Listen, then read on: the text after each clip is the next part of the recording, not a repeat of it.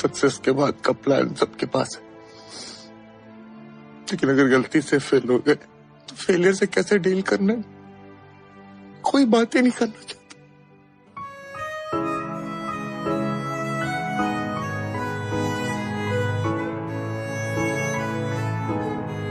जन्म कब लेना है और मरना कब है हम डिसाइड नहीं कर सकते, पर कैसे जीना है वो हम डिसाइड कर सकते हैं। বলিউডৰ এগৰাকী জনপ্ৰিয় অভিনেতা নাম সুশান্ত সিং ৰাজপুত। যোৱা 14 জুনত এইগৰাকী অভিনেতাই অজস্ৰ অনুৰাগীৰ হৃদয় উকা কৰি গুচি গৈছিল আমাৰ মাজৰ পৰা। হঠাৎ মুম্বাইৰ বান্দ্ৰাস্থিত ফ্লেটত আত্মহত্যা কৰা বুলি ওলোৱা খবৰে ভাঙি পেলাইছিল অভিনেতাজনৰ লক্ষ লক্ষ অনুৰাগীৰ হৃদয়। যেন কোনেও বিশ্বাসেই কৰিব পৰা নাছিল অভিনেতাজনৰ মৃত্যুৰ কথা।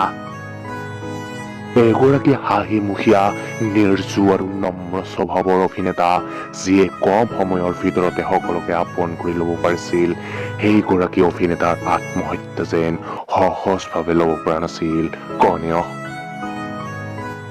আৰু সেইবাবেই হয়তো সুশান্ত সিং ৰাজপুতৰ হত্যাকাণ্ডক লৈ এতিয়া দৈনন্দিন পোহৰলৈ আহি আছে নানা ন তথ্য।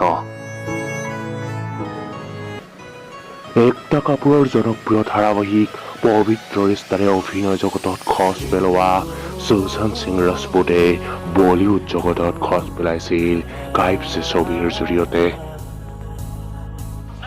আৰু ইয়াৰ পিছতে অভিনেতাগৰাকীয়ে ক্ৰমে PK, MS ধোনী, ৰাৱতা, কেদাৰনাথ, চিজৰে আদি ছবিৰ জৰিয়তে অতি কম সময়ৰ ভিতৰতে অধিক জনপ্ৰিয় হৈ পৰিছিল দেশ বিদেশৰ অনুৰাগীৰ মাজত। MS ধোনী ছবিত কৰা অনবদ্য অভিনয়ৰ বাবে এইগৰাকী অভিনেতাই লাভ কৰিবলৈ সক্ষম হৈছিল এক সুকীয়া পৰিচয়। অভিনেতা সুশান্ত সিং ৰাজপুতৰ শেষ ছবি আছিল দিল বেচাৰা, যি OTT প্লেটফৰ্মত মুক্তি পাইছিল। আৰু যিখন ছবি চাই সকলোৱে আৱেগিক হৈ পৰাৰ পিছতো ভাঙি পৰা নাছিল ক্ৰন্দনত। বিশিষ্ট অভিনেতা সুশান্ত সিং ৰাজপুতক যেন সকলোৱে হাঁহি হাঁহিয়ে দিছিল বিদায়। অভিনেতা সুশান্ত সিং ৰাজপুতৰ মৃত্যু ৰহস্যৰ উচিত তদন্ত হওক।